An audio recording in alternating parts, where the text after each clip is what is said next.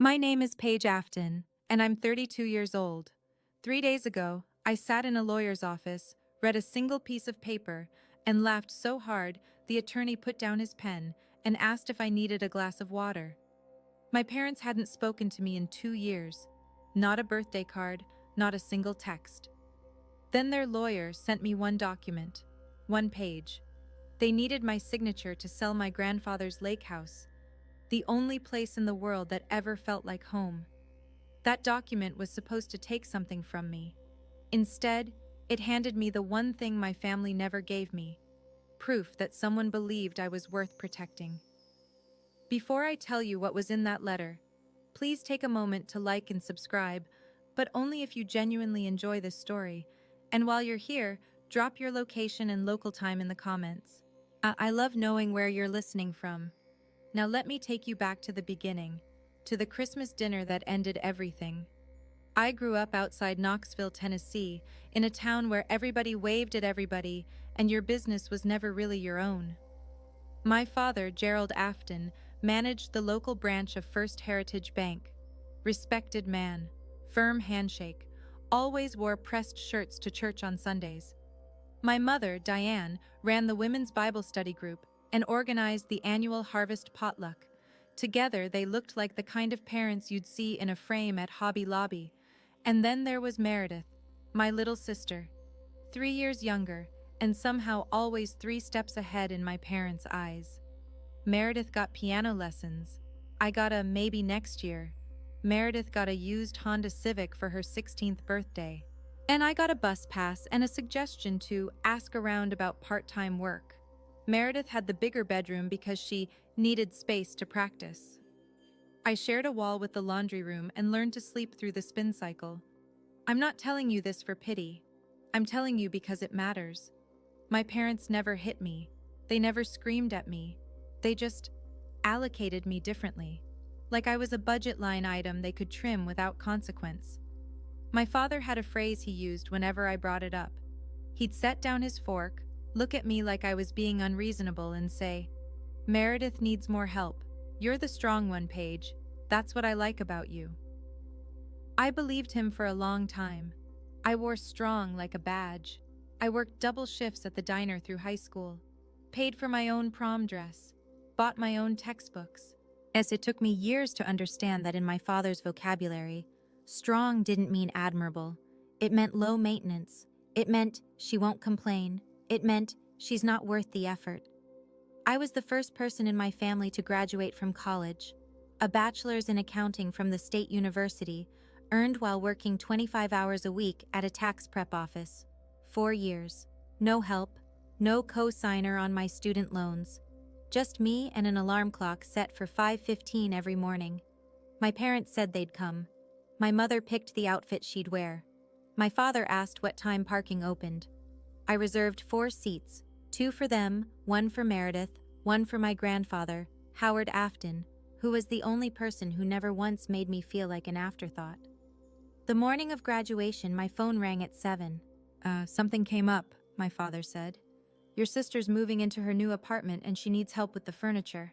I stood in my dorm room holding a pressed blouse and a pair of heels I'd bought on sale. I could hear my mother in the background asking Gerald where the tape gun was. "It's just a ceremony," my mother called out. "You already have the degree, honey." I walked across that stage alone, sat in a row of strangers' families, took my own photo using the timer on my phone, propped against a bench. That afternoon, my phone rang again, but this time it was Grandpa Howard. "I'm proud of you, Paige," he said. His voice was rough around the edges, the way it always got when he was trying not to cry. "And don't worry, I already took care of it." I didn't know what he meant. I figured he was talking about a graduation card, maybe a check tucked inside. I wouldn't understand what Grandpa Howard meant that day for another 7 years. I met Daniel Reeves when I was 26. He was rewiring the office building where I'd just started as a junior accountant. I heard him before I saw him, singing under his breath while tracing a conduit line behind the ceiling tiles. Something by Johnny Cash. Off-key, but committed. Daniel was an electrician. licensed, bonded, and running his own one-man operation out of a second-hand van with his name stenciled on the side. He worked 14-hour days. His hands were calloused and his boots were scuffed, and he brought me wildflowers from a gas station on our third date because he said the florist was closed and he didn't want to show up empty-handed. We got married when I was 28. Small ceremony, courthouse steps. Grandpa Howard had passed away 3 years earlier, and I still felt the hole he left every time something good happened, and I couldn't call him. My parents came to the wedding, briefly. At a family dinner the following week, my father sat at the head of the table, looked at Daniel across the roast chicken, and said, with the kind of calm that makes you doubt whether you actually heard it right, "I thought you'd aim higher, Paige. An electrician? That's a downgrade." My mother pressed her lips together. Meredith scrolled her phone. Daniel didn't flinch. On the drive home, he stared ahead at the road and said, "I don't need your dad to respect my job, but I need him to respect you." I wanted to cut contact right then. I almost did. But Grandpa Howard had only been gone 3 years. And something in me kept holding on. Some stubborn belief that he'd want me to keep trying, keep showing up, keep being the strong one. So I stayed. For a little while longer. It happened at Christmas. 15 people packed into my parents' living room. Aunts, uncles, cousins, the kind of crowd where someone's always refilling the sweet tea and nobody notices when the music changes. Meredith pulled me aside in the kitchen. She needed $5,000. Third time she'd asked. The first 2 loans, her word, not mine, were still unpaid. She said it was for inventory for a boutique she was opening. I said no, politely, clearly. She walked back into the living room with wet eyes and a trembling lip. My father stood up from his recliner like he'd been spring-loaded. What kind of sister refuses to help her own family? He said it loud enough for the room to hear. Aunt Linda froze mid-pour over the punch bowl. My cousin Rachel looked at me with wide eyes. "You've changed, Paige," Gerald said, "and not for the better." Then my mother leaned toward my Aunt Carol, close, conspiratorial, and said just loud enough, "She's been like this since she married that man. I honestly think she needs to talk to someone, professionally." The room went still. 15 people. Not one opened their mouth. Aunt Linda looked at the floor. Uncle Ray coughed and reached for a cookie. Rachel stared at me like she wanted to speak, but didn't know how. I stood in the center of that room and felt something I hadn't felt since graduation day. Invisible. Surrounded by people and completely alone. I put on my coat, and I kissed my cousin Rachel's baby on the forehead. Daniel was already at the door, keys in hand, jaw tight. And I walked out of that house for the last time. Silence is a strange thing. You'd think it would feel peaceful. 2 years without the phone calls, the guilt trips, the holiday minefields.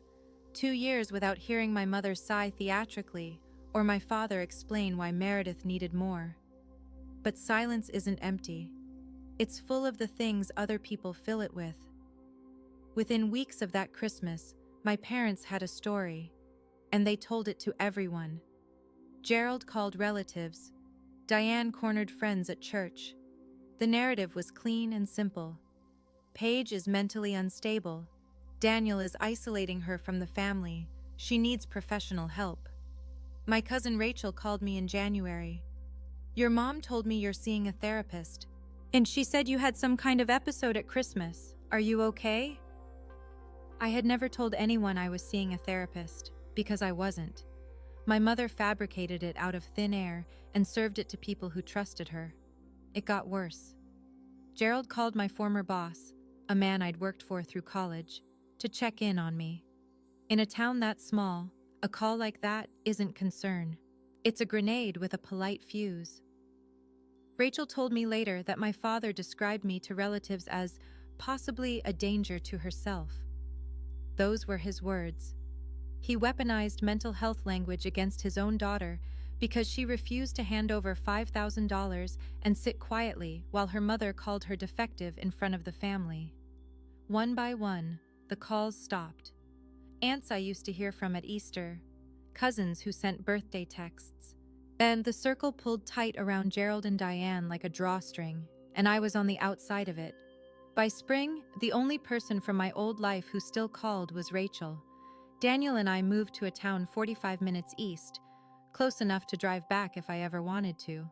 Far enough that I didn't have to see my father at the hardware store on Saturdays. I got promoted to senior accountant at a firm that didn't know my family and didn't ask. Daniel's business grew. He hired a second electrician, then a third. We bought a small house with a porch and a backyard and a kitchen window that caught the morning light. It was a quiet life, a good life. But every Christmas, I'd catch myself staring at my phone, scrolling through old contacts, hovering over names I couldn't bring myself to delete. No one called, not once. Daniel never pushed me. He'd sit with me on the couch, some game on mute, and just be there. One night I asked him, "Do you think I made a mistake?" He didn't hesitate. "You'll know when you're ready. And if that day never comes, that's okay too." I drove past the lake house once, Grandpa Howard's place, out on Cedar Mill Road. The dock was starting to lean. The paint on the shutters had gone gray. I slowed down but didn't stop. It hurt too much. Everything about that house was him. The smell of cedar, the sound of the screen door, the way he'd always have a chocolate milkshake waiting for me on Fridays when he picked me up from school. I kept driving. 2 years passed like that, ordinary days stacked on top of each other. I was healing, slowly, unevenly, but healing. Then, on a Tuesday in March, an envelope arrived. But it had a law firm's return address I'd never seen before, and it was addressed specifically to Paige Afton. That envelope sat on my kitchen counter for 2 days before I opened it. 2 years of silence and then a letter from a lawyer. If you've ever cut contact with someone in your family and then gotten that unexpected call or letter, you know the feeling. That cold drop in your stomach. If this story is hitting close to home, go ahead and hit subscribe. And tell me in the comments, have you ever gotten a letter that changed everything? I opened it at the kitchen table on a Thursday morning, while Daniel was already out on a job. The coffee was still hot. The house was quiet. The letter was from a Mr. Brennan, attorney at law based in my parents' town. Professional letterhead, clean font, 1 page. And it stated that Gerald Afton was initiating the sale of a residential property at 14 Cedar Mill Road, Grandpa Howard's lake house, and that, as a potential heir to the estate of Howard Afton, I was being asked to sign a quitclaim deed waiving any claim to the property. There was a signature line at the bottom, a 30-day deadline, and a phone number for Brennan's office. I read it 3 times. 2 years. Not a birthday card, not a "how are you," not even a forwarded chain email. And the first time my family reaches out, it's through a law firm asking me to hand over the last thing Grandpa Howard ever touched. I set the letter down and looked across the kitchen at the small wooden shelf Daniel had built above the stove.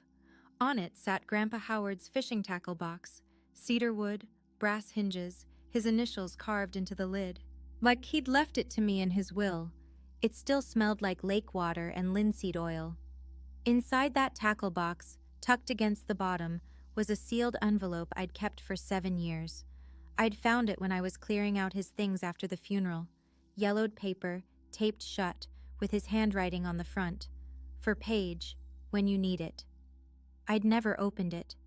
I thought it was a goodbye letter, something sentimental, something that would make me cry. That night, for the first time in 7 years, I opened Grandpa Howard's envelope. My hands were steady until I tore the seal. Inside were 2 things. The first was a legal document, heavy paper, stamped and notarized. The heading read, Irrevocable Trust Deed, Howard R. Afton Family Trust. Below it, in clean type, the property at 14 Cedar Mill Road, commonly known as the Lake House, but was held in irrevocable trust. The trustee was a Mr. Calloway, Grandpa Howard's personal attorney. The sole beneficiary was listed on page 3, Paige Ellen Afton. The second item was a single sheet of notebook paper folded twice. His handwriting, slanted, deliberate, the way a man writes when his hands are strong, but his patience with pens is limited. Paige, I know your father. He means well, but he doesn't see straight when it comes to your sister. This house is yours. It's always been yours. Don't let anyone tell you otherwise. Grandpa H. I sat on the bedroom floor with my back against the dresser and I cried. Not the kind of crying that breaks you apart, the kind that puts something back together. He knew. Before I ever walked out of that Christmas dinner, before I ever met Daniel, but before I ever stopped answering my father's calls, Grandpa Howard saw it. All of it. And he didn't just feel sorry for me. He did something about it. Daniel came home that night and found me sitting there, papers spread across the quilt.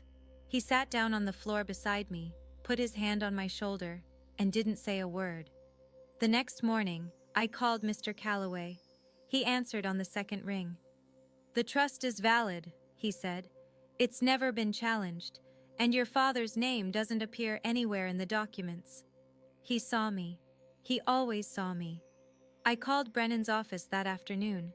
The receptionist had the kind of voice that tells you she's already decided what you're there for. "Are you calling to return the signed document, Ms. Afton?" "I'd like to come in," I said. I have some questions about the document before I sign." A pause, a keyboard clicking. "Mr. Brennan is available Friday at 10. "Friday works." I hung up and called Calloway back.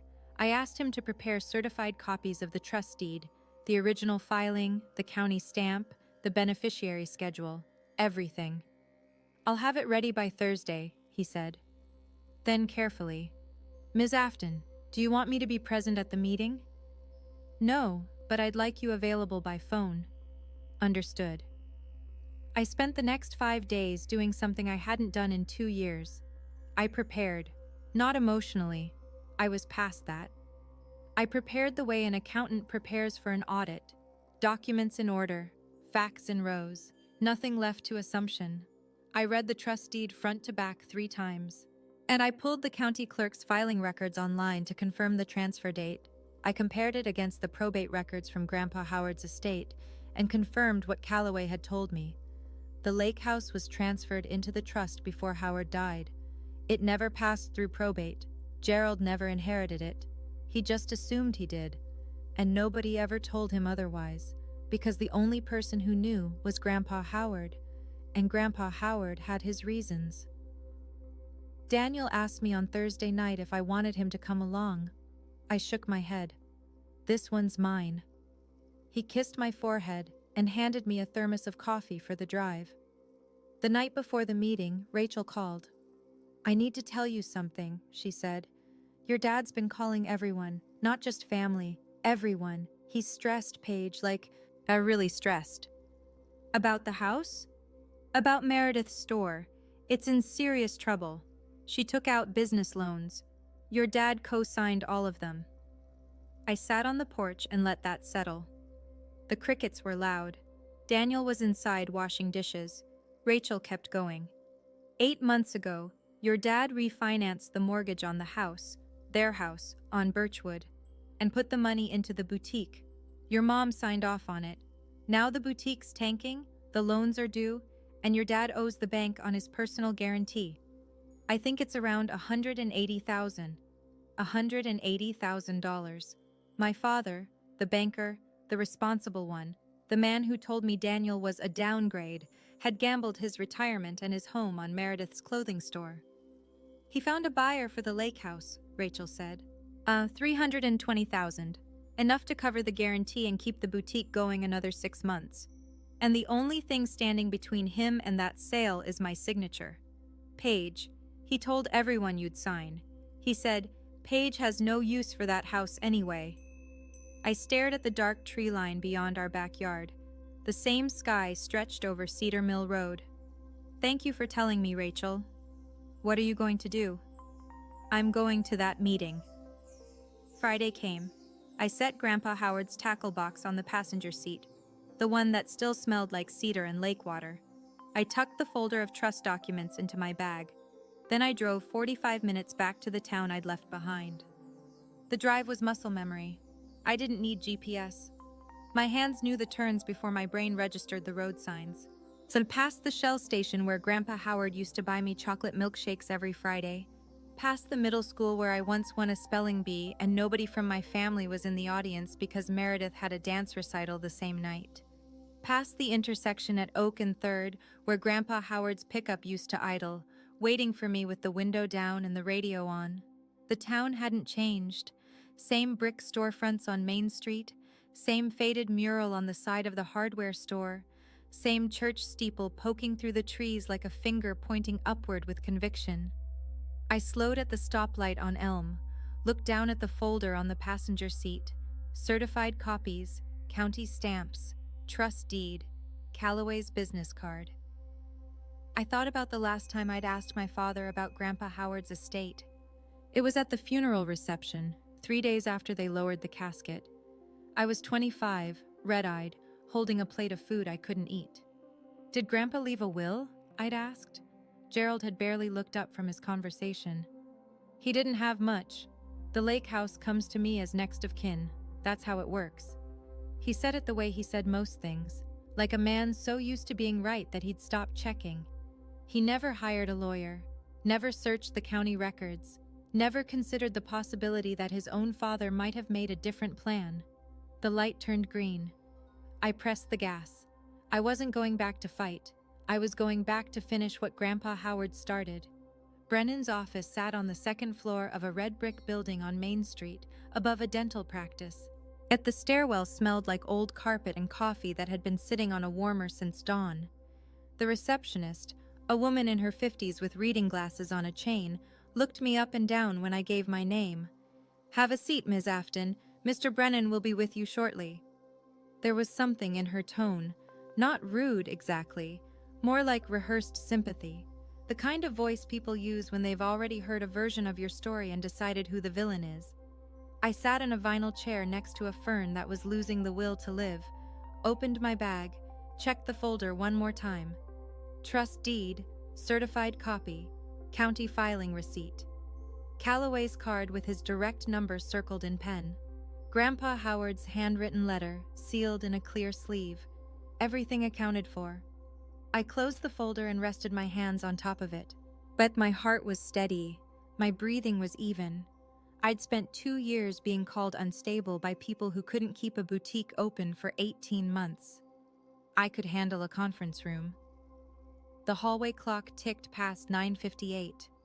A phone rang somewhere behind the front desk. I heard a door open. "Ms. Afton?" Brennan's voice was polished. Mid-50s, silver at the temples, the kind of man who says, "Let's get this squared away," and expects it to happen. He stepped aside and gestured toward the conference room. I stood, tucked my bag over my shoulder, and walked through the door. And there, sitting at the far end of the table, in a pressed shirt with his hands folded in front of him, was my father. Gerald looked up when I walked in. Same jaw, same posture, same way of holding a room like he'd already measured it and found it acceptable. "Hello, Paige." His voice was calm, gentle, even, the concerned father register, pitched just low enough to sound caring, just controlled enough to remind you who's in charge. I stopped 2 steps inside the doorway and looked at Brennan. "I was told this was a meeting between me and your office." Brennan adjusted his tie. "Mr. Afton asked to be present. I thought it might facilitate things." Facilitate.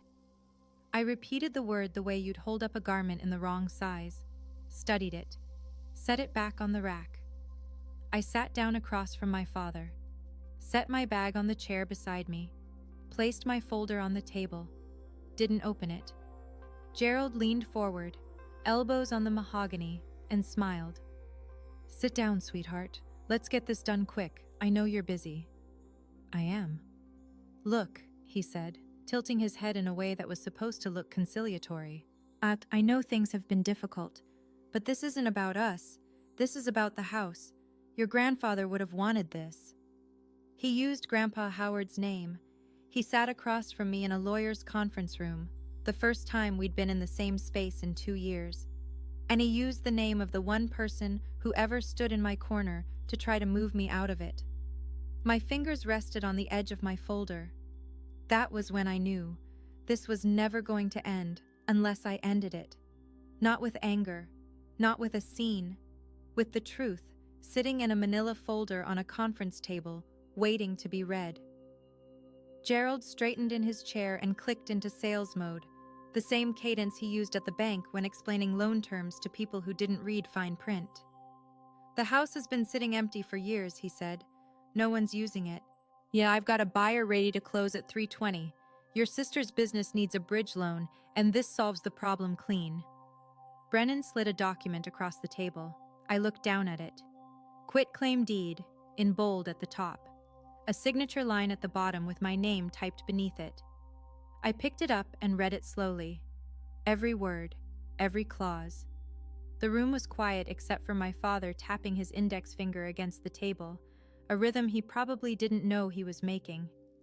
I set the document down. You haven't asked me how I am. Gerald blinked. What? In 2 years, this is the first contact, and it came through a law firm. I kept my voice flat, not angry, just clear. You didn't call, you didn't write, you sent a lawyer. He shifted in his seat. And we've been trying to reach you. My phone number hasn't changed. Brennan cleared his throat. Gerald ignored him. Paige, I'm not here to rehash the past. I'm here to handle a piece of property. That's all. And if I don't sign? The tapping stopped. Gerald's jaw tightened the way it always did when someone challenged a number on his spreadsheet. Then we all wait longer. It costs everyone more money. Don't make this complicated, Paige. Don't make this complicated. The same man who told 15 people I was mentally unwell. The same man who skipped my graduation. The same man who called my husband a downgrade. Don't make this complicated. I leaned back in my chair. Before I do anything, I'd like to understand why I wasn't told about the sale before a lawyer sent me a letter. Gerald's expression shifted. Not a crack exactly, but a recalibration. He turned to Brennan the way a man turns to a witness stand. We haven't been able to reach her, he said. Not to me. To the lawyer. She cut off the entire family 2 years ago. No explanation. No explanation? I repeated. Diane and I have tried everything. Gerald shook his head slowly, performing sadness the way he performed everything, with structure. She's been going through a difficult time. He was doing it again, the same playbook, same stage directions. Tell the room I'm broken, make the room feel sorry for him.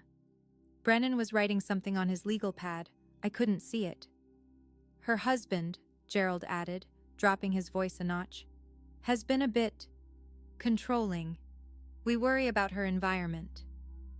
I felt my pulse tick up, not from fear, from the precision of it. 2 years later, and the script hadn't changed by a single word. He'd rehearsed it so many times it sounded like gospel. Brennan set his pen down and glanced at me. I could see the question forming behind his eyes. Is this true? I didn't defend myself. I didn't correct the record. I didn't list the receipts. I looked at my father, held his gaze, and said, Are you done? Something shifted in his face. The smile didn't disappear. It froze, like a projector catching on a frame. I'd seen my father handle resistance before. Employees, loan applicants, me when I was younger. He'd never seen me stop resisting. Gerald's phone buzzed on the table. He glanced at the screen and held up a finger. 1 second, he answered. Speaker wasn't on, but in a room that quiet, with the kind of cheap speakerphone Gerald owned, you didn't need it, as Meredith's voice came through sharp and thin. Did she sign yet? Dad, I need to know by Monday. The landlord's threatening to change the locks. Gerald cupped his hand over the phone. I'm handling it. Give me an hour. But Meredith was already mid-sentence. Just tell her it's for the family. She always caves when you say that. The words landed in the center of the table like a glass hitting hardwood. Gerald pulled the phone from his ear and ended the call, his neck flushed red from the collar up. Brennan was looking at his legal pad. I folded my hands. She always caves when you say that, I repeated, quietly, word for word. Gerald set the phone face down. She's under a lot of pressure. Don't take it. I'm not taking anything, I said. I'm just listening. I looked at Brennan. He still hadn't looked up. But the pen in his hand had stopped moving. This was the negotiation my father had prepared for. Push the paper across the table, invoke Grandpa Howard's name, wait for the obedient daughter to sign, and drive home by noon. Instead, he was sitting in a room where his youngest daughter had just confirmed, out loud, to a witness, that the whole thing was a performance, a machine. Push the lever, watch page fold. I didn't fold. And in that small silence after Meredith's voice faded and the room reset itself, I made a decision. They weren't getting a signature. They were getting a conversation they should have had 2 years ago. Gerald stood up. The chair screeched against the floor. Paige, I've been patient. Sign the paper. He pointed at the quitclaim deed like it was a ledger that didn't balance. This house means nothing to you. You haven't been there in years. You're right, I said. I haven't. Because the last time I visited, you told my husband he was a downgrade. Gerald waved his hand. That was a joke. It wasn't funny. 3 words. I let them sit there. Gerald pressed both palms flat on the table. You know what your problem is? You hold grudges. Your mother was right. You need help. Professional help. Brennan raised a hand. Mr. Afton, let's keep this productive. Gerald didn't look at him. His eyes were locked on me. If you don't sign this, he said, voice dropping into the register he used to deny loan applications, I will take legal action. I'll file a quiet title motion. A judge will make you sign. I turned to Brennan. Can he do that? Brennan shifted. There are legal avenues, but let's not get ahead of... Okay, I said. Both men stopped. Okay? I reached for my bag and pulled the folder onto the table.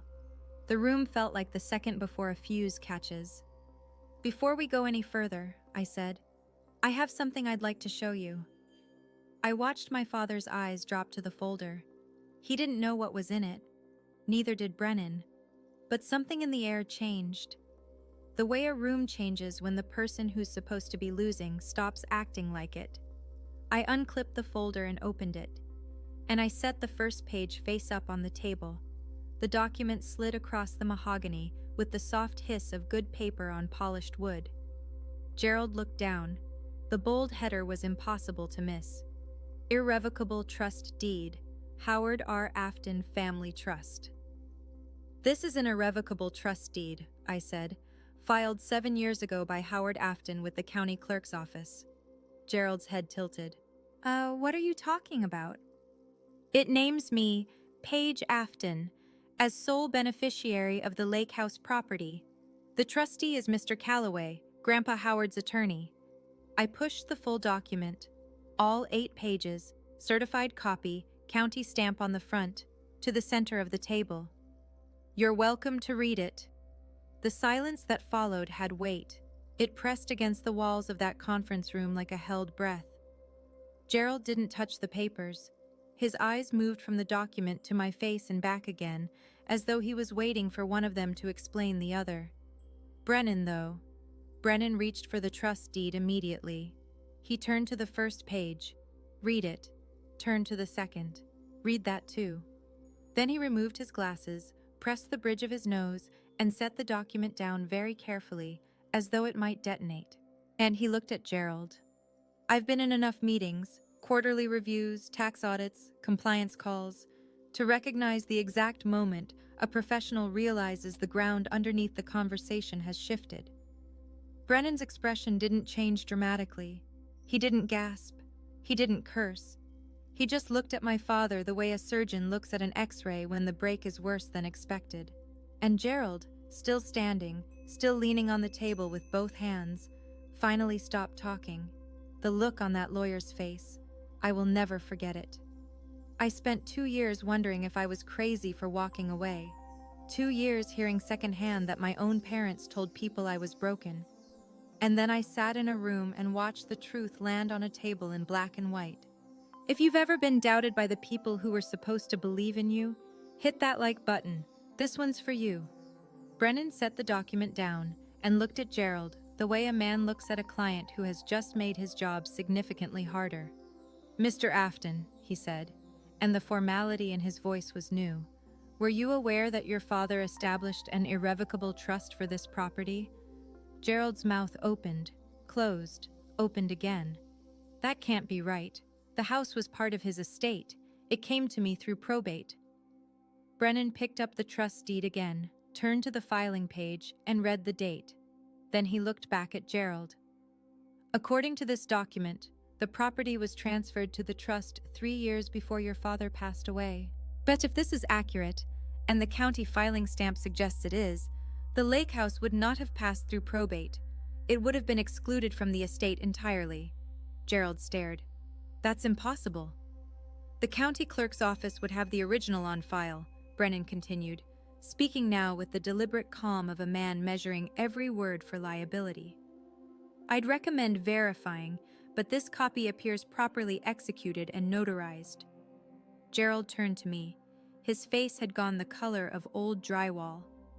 "Where did you get this?" "From Grandpa Howard. He would never—" Gerald's voice cracked along the seam. "He wouldn't go behind my back like this." I held his gaze. "He didn't go behind your back. He protected his granddaughter." I paused. "There's a difference." The conference room was the quietest place in Tennessee. But the clock on the wall ticked. Somewhere outside, a truck downshifted on Main Street. Gerald slowly sat back down. His hands, which had been pointing and commanding and tapping all morning, lay flat on the table. They were shaking. Brennan loosened his tie half an inch and turned to me. "Ms. Afton, do you have contact information for the trustee?" I handed him Calloway's card. Brennan dialed the number on the conference room speaker. It rang twice. Calloway's voice came through, measured, unhurried, the voice of a man who'd been expecting this call for 7 years. Brennan identified himself and asked the question directly. "Mr. Calloway, can you confirm the existence and validity of an irrevocable trust established by Howard Afton regarding the property at 14 Cedar Mill Road?" "I can. I drafted it myself. The trust was executed and filed with the county 7 years ago. Howard Afton funded it with the Lake House property during his lifetime. Paige Afton is the sole named beneficiary. The property has never been part of the Howard Afton estate and did not pass through probate." Brennan wrote quickly. Gerald sat motionless. "Is the trust currently active and unchallenged?" Brennan asked. "Active and unchallenged. I serve as trustee." Brennan thanked him and ended the call. Then he turned to Gerald with the careful posture of a man delivering news he didn't want to deliver. "Mr. Afton, I'm going to have to pause this proceeding. The quitclaim deed I prepared is not applicable. Ms. Afton has no claim to waive because the property was never in your father's estate to begin with." Gerald shook his head. "That's my family's house. I grew up there." "I understand. But legally, as of 7 years ago, it belongs to the trust, and the sole beneficiary is your daughter." Brennan paused. His voice dropped slightly. "Mr. Afton, I should also mention, if you've represented to the buyer that you hold clear title to this property, that could create a separate legal issue." Gerald pushed back from the table. The chair legs stuttered against the floor. "You planned this." His voice was tight, strung between accusation and something closer to fear. "You've been sitting on this for 7 years, waiting." "I didn't plan anything." My voice didn't rise. "I didn't even open that envelope until your lawyer sent me a letter. You brought me here, Dad." The word hit the room wrong. Dad. I hadn't called him that in 2 years, and it landed heavier than I expected. For both of us. Gerald pressed the heels of his hands into his eyes. When he pulled them away, I saw something I hadn't prepared for. He looked old, not just tired, diminished, like someone had pulled a thread and the whole pattern was unraveling. "Paige, you don't understand," he said.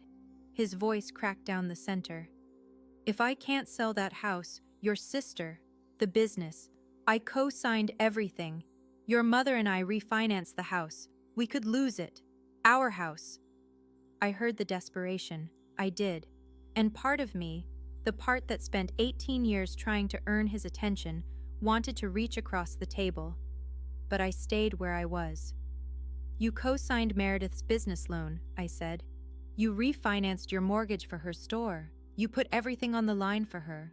And in all that time, you never once, not once, called to ask how I was doing. Gerald's mouth opened, but nothing came out. And now you want me to give up the one thing Grandpa Howard left me, so you can fix a problem I wasn't part of creating. He would have wanted us to be a family. He would have wanted you to be a father to both your daughters. The room held its breath. Brennan gathered his legal pad and stood. He had the posture of a man trying to leave a room without tripping anything.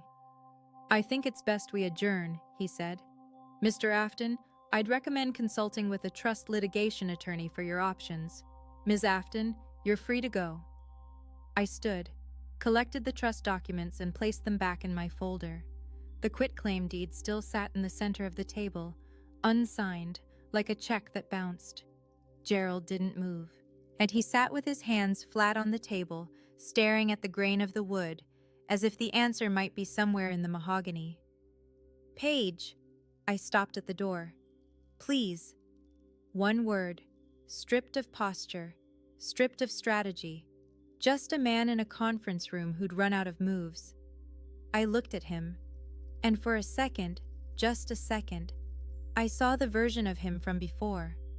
The man who taught me to ride a bike on Cedar Mill Road, who let me steer the boat even though I always went too far left, who once, when I was 7, carried me a quarter mile through the rain because I'd lost my shoe in the mud, and he didn't want me walking barefoot. That man existed. He just got buried somewhere under the spreadsheets and the favoritism and the fear of Meredith failing. You know my number, I said. It hasn't changed. I walked through the lobby, and past the receptionist, down the stairwell that smelled like old carpet, out the front door. I sat in my car for 5 minutes, engine off, hands on the wheel. I didn't feel victorious. I felt tired. The kind of tired that 2 years of silence doesn't fix. But the meeting wasn't the end. Gerald didn't drive home. He drove to the lake house, and he brought Diane and Meredith with him. Rachel called me that evening. Her voice had the careful pitch of someone trying not to alarm you while delivering alarming news. Your dad drove out to the lake house after the meeting. Your mom and Meredith are with him. They're inside. I was standing at the kitchen counter, still in the blouse I'd worn to Brennan's office. Daniel looked up from the stove. They can't sell it, I said. They can't transfer it. Legally, there's nothing they can do. I know. But your dad told your mom it's their family home and no piece of paper changes that. I set the phone on the counter and stared at the ceiling. Daniel turned the burner off. What do you want to do? Call Calloway. Calloway picked up on the first ring this time. I explained the situation. He listened without interrupting, a trait I was beginning to deeply appreciate. They can't do anything to the property, he said. They can't sell it, lease it, or encumber it. If they refuse to leave, I'll send a formal demand letter. If they still refuse, we file for trespass. I closed my eyes. I don't want to have my father arrested at the lake house. Then let's hope he makes a smarter choice. I thanked him and hung up. Daniel was watching me from across the kitchen with the expression he wears when he's already figured out the wiring diagram, but is waiting for you to ask him to draw it. They'll leave, he said. You think? Your dad's a banker. At some point, the math is going to beat the pride. I wanted to believe him. I wanted to believe that Gerald Afton, a man who once refused to admit he'd overcooked a steak for 45 minutes, would see reason. He didn't. Not right away. Saturday morning, Rachel sent me a screenshot. Meredith had posted a photo on Facebook, the lake house porch, Diane holding a coffee mug, Gerald standing behind her with his arms crossed, looking out at the water. Caption: Family time at Grandpa's lake house. Some things are worth fighting for. I stared at the photo for a long time. Now Meredith was sitting in Grandpa Howard's chair, the green Adirondack he'd built himself the summer I turned 10. I'd sanded the armrests. He let me paint the first coat, said I had a steadier hand than he did. That chair was the last place he sat before his legs got too stiff to make it down to the dock. And Meredith was posing in it like a prop. The comments rolled in. A few relatives. So glad you're all together. A neighbor. That house holds so many memories. Nobody mentioned me. Nobody asked where I was. One cousin, Eric, who I hadn't spoken to in a year, wrote, "Gerald has every right. It's his father's house." I set my phone face down on the nightstand. Daniel brought me coffee without being asked. "Call Calloway," I said. By Sunday afternoon, a certified letter was en route. Calloway also sent a copy via email for immediacy. The letter read, "You are currently occupying property held in irrevocable trust. This constitutes unauthorized use of trust property. You are hereby requested to vacate the premises within 72 hours." Gerald wasn't dealing with a daughter anymore. He was dealing with a legal entity, a county filing, and a trustee who didn't care about Christmas dinners. Meredith deleted the Facebook post by Sunday night. The 72-hour clock started ticking. Monday morning, 41 hours left on the clock. My phone rang at 6:47 a.m., the kind of early that means someone either needs bail or believes urgency is a weapon. It was Diane. I almost didn't answer, but I did. Because even after everything, there's a muscle in your chest that contracts when your mother calls. So in 2 years of silence doesn't atrophy it completely. "Paige," her voice was raw. She'd been crying, or she wanted me to think she had. With my mother, you could never quite tell. "Please, your father can't sleep. Meredith's going to lose everything. This is tearing our family apart." I sat on the edge of the bed. Daniel was already awake beside me, eyes open, quiet. "This didn't start with a trust document, Mom. I know we weren't perfect, but is this really what you want? To take the house? To punish us?" "I'm not taking anything. It was already mine." A breath on the other end, sharp, offended. "And I'm not punishing you. I'm protecting what Grandpa Howard wanted. Your grandfather wouldn't want this." Her voice went hard. "He would want us together. I have a letter from him that says otherwise." Silence, a long one, yet the kind where you can hear someone rearranging their entire understanding of a situation. "You've changed," she said finally. It wasn't a compliment. "I hope so." The call ended without a goodbye. Diane hung up the way she always exited a conversation she couldn't control, abruptly, so she could tell people later that the other person was being difficult. I set the phone down. Daniel looked at me. "You okay?" I nodded. "She said I've changed." He almost smiled. About time someone noticed. They left on Monday afternoon. 53 hours, just under the wire. Rachel told me later that Brennan had called Gerald one final time. "If you don't vacate, you're facing a trespass complaint. And given the trust documentation, you won't win." Gerald packed the car. Diane collected the dishes she'd brought from home. And Meredith carried out a bag of groceries she'd stocked the fridge with, like she was moving in for good. They drove away from the lake house the same way they'd driven away from my life, without telling me, without looking back, and without once considering that the house had never been theirs to claim. I didn't go right away. I waited a full week. When I finally drove out to Cedar Mill Road, it was a Thursday afternoon. The sky was flat and gray, the kind of Tennessee spring sky that can't decide between rain and surrender. The front door was unlocked. Inside, the place smelled like dust and old pine. The kitchen was clean. Diane had wiped down the counters before she left. The couch cushions were straight, the floors swept. On the kitchen table, Gerald had left a single key and a torn piece of lined paper. His handwriting, bows smaller than I remembered. "This was never about the money. Dad." I read it, folded it, put it in my coat pocket. I didn't know if it was true. I didn't know if he believed it. I didn't know if it mattered. I walked down to the dock. The boards creaked under my weight. Grandpa Howard's chair sat where it always had, facing the water, facing the tree line, facing everything and nothing. I sat in it. The lake was still. A heron crossed the cove, low and unhurried. And for the first time in 2 years, I felt like I was exactly where I was supposed to be. The numbers caught up with Gerald the way numbers always do, quietly, and then all at once. Without the lake house sale, the $320,000 lifeline evaporated. The buyer walked.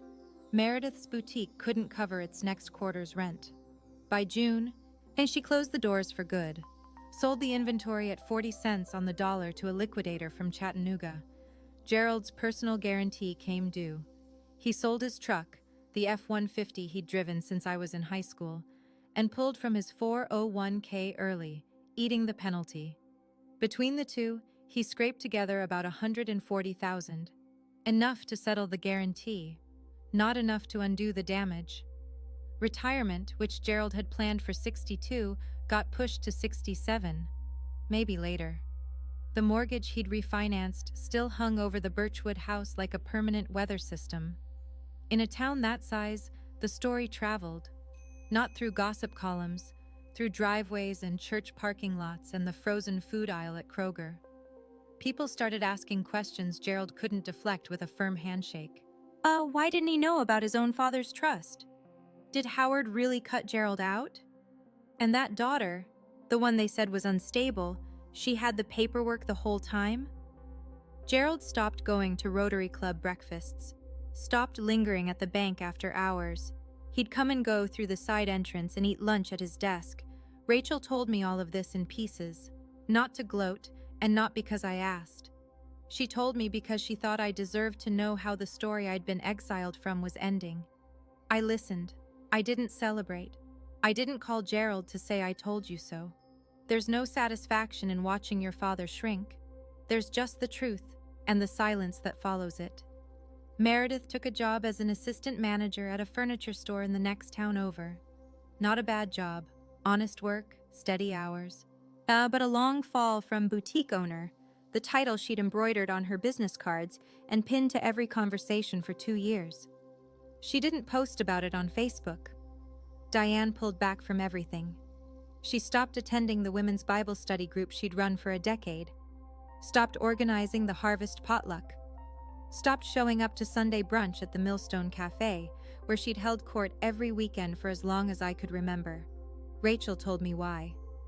People keep asking about you. How's Paige? Have you heard from Paige? Your mom doesn't know what to say anymore. The narrative she'd built, poor Diane, abandoned by her unstable daughter, suffering in silence, had developed cracks. The trust documents were public record, the timeline didn't lie, and in a small town, when the facts start to outrun the fiction, if the storyteller loses the room, I didn't feel triumphant about any of it. I didn't want my mother embarrassed. I just wanted her to stop rewriting my life for other people. Then, 3 weeks after the boutique closed, my phone buzzed. A text from a number I hadn't seen in 2 years.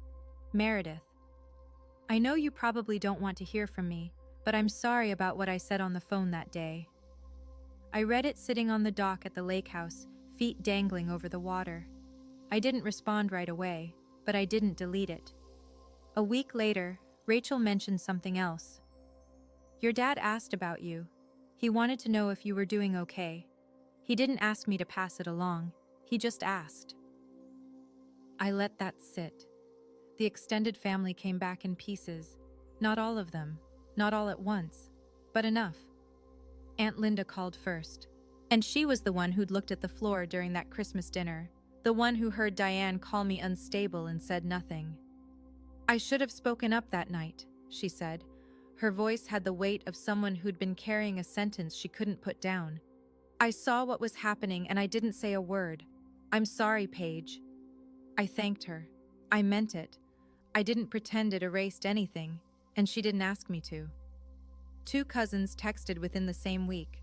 One of them, Marcus, wrote, I always felt something was off. I just didn't know what it was. I understood that. I lived inside the thing, and I couldn't name it for years. How could I expect people on the outside to see it clearly? Not everyone came around. Uncle Ray still believed Gerald's version. Cousin Eric, the one who'd commented on Meredith's Facebook post, never reached out. A few relatives went quiet entirely. Not hostile, just absent. The way people get when a story becomes too complicated to fit into a side. I didn't chase anyone. I didn't post a rebuttal. I didn't send a family-wide email with receipts and timestamps and a subject line that read, "For the record." I just kept living. Senior accountant, lake house on weekends, Daniel rewiring the porch lights, coffee on the dock in the mornings. People who needed to know the truth found it. People who didn't want it stayed comfortable in the version they already had. I made peace with both. Not everyone will understand, and I stopped needing them to. Daniel and I started fixing up the lake house in May. It wasn't a renovation, more like a conversation with the building, listening to what it needed. A fresh coat of stain on the dock, new screens on the porch, the bathroom faucet that had dripped since I was 12 finally got a new cartridge. Daniel handled the electrical, replaced the ancient breaker panel, ran new wire to the kitchen, installed a porch light that actually turned on when you flipped the switch. "It's what I do," he said, grinning, covered in attic dust. I found Grandpa Howard's woodworking tools in the garage, hanging on a pegboard he'd built himself, each one in its place. Chisels lined up by size, hand planes oiled and wrapped, a half-finished birdhouse on the workbench, like he'd stepped away for lunch and just never came back. In a box beneath the workbench, I found photographs. Me at 6 years old, standing on the dock with a bass that was almost as long as my arm. Grandpa Howard behind me, both hands raised, laughing, his hat pushed back, yet his flannel rolled to the elbows. I held the photo for a long time. He didn't leave me a house. He left me proof that I mattered, that someone in my family saw me clearly, not as the strong one, not as the low-maintenance one, not as the one who didn't need anything, but as Paige, his granddaughter, worth protecting. I framed the photo and hung it on the kitchen wall, right above the window where the afternoon light comes in warm and gold. Every time I look at it, I hear his voice on the phone the day I graduated. "I already took care of it, Paige." He did. A month after the meeting at Brennan's office, I sat at the kitchen table in the lake house and wrote a letter by hand. Not through a law firm, not through Rachel, just me and a pen and a piece of paper. I wrote it to Gerald and Diane. "I'm not writing to punish you. I'm writing to be clear. The lake house stays in the trust. That was Grandpa Howard's decision, and I intend to honor it. I will not sell it, and I will not sign it away. If there's a version of our relationship that can be rebuilt, it doesn't start with paperwork. It starts with honesty.